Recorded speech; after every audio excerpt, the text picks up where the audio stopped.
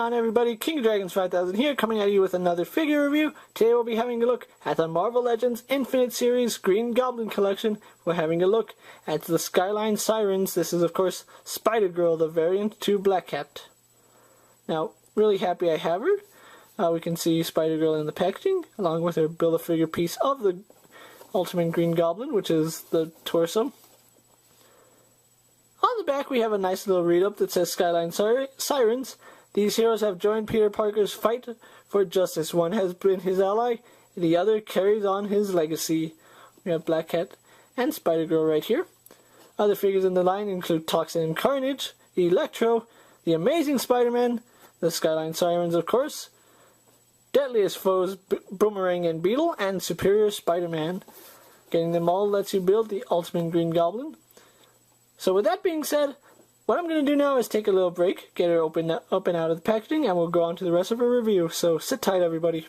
And so here we have Spider-Girl posed out of the packaging. Now before we get on to Spider-Girl, her one and only accessory is a Build-A-Figure piece for the Ultimate Green Goblin.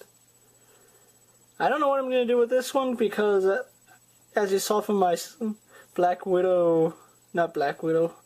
Cat review, that I already have, like, most of them complete, and I really don't need an extra Green Goblin, but that's probably going to go into a spare parts bin. But anyway, going on to Spider-Girl herself.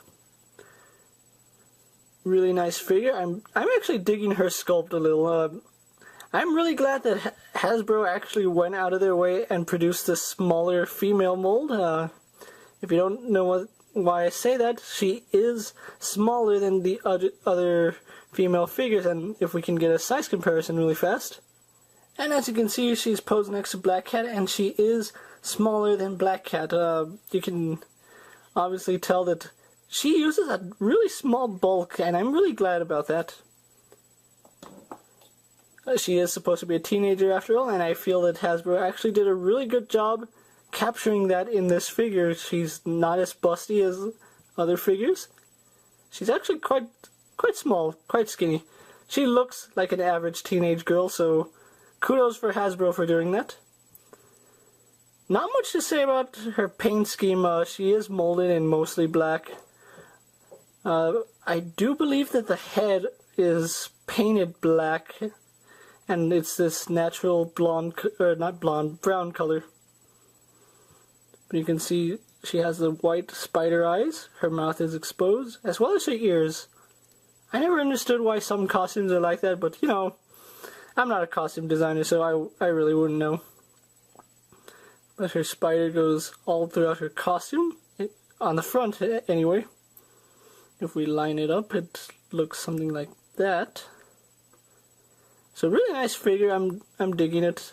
I do like the sculpt on her. Her face sculpt, I don't know what it is about it, it just looks kind of cute. And as you can see, her costume mostly black, with the white accent for the spider. Mine does have a slight paint imperfection in the camera setup. Like I said, mine has a really slight paint imperfection right here on her face. Unfortunately, I really haven't come across too many Spider-Girls, so it was pick her up or go without. That seems to be the way it is with these variants.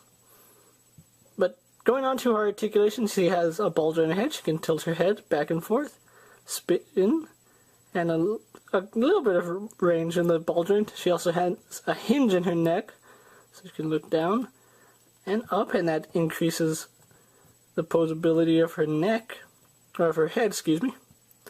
Arms on a ball joint go out, do a full 360, not hindered at all.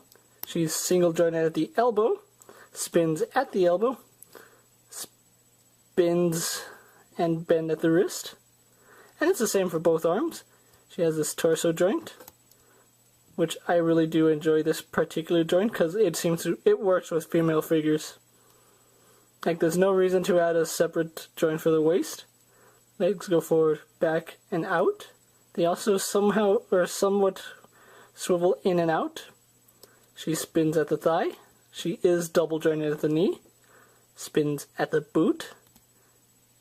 ankle is on a hinge and it pivots, so you can get her in a lot of dynamic poses.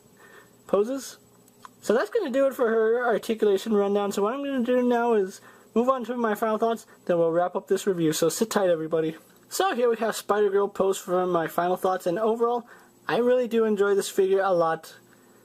You know, I was actually searching for the variants to this wave. I've seen Boomerang. He seems to peg warm everywhere I go, so that is like no surprise to me, but I have yet to stumble upon her here in my home. I found her at Charlotte. I just didn't pick her up. But I'm glad I have her now. I picked her up at Kmart. Kmart has seemed to be really good with me with the Captain America figures, which their reviews are coming. The Spider-Man figures, I've seen a lot of Carnage and Black Cats. This is the first time I see Spider-Girl. You can find Spider-Girl, pick her up. She is well worth the price. I picked her up for about $21.89, I believe was the price with tax, which is okay. I mean, she's a really nice figure. If you don't have the Green Goblin Build-A-Figure, this is a really nice place to start. She does come with a main torso. So happy hunting, guys. And this is King of Dragons 5000 saying I'll see you guys later. Take care, everyone.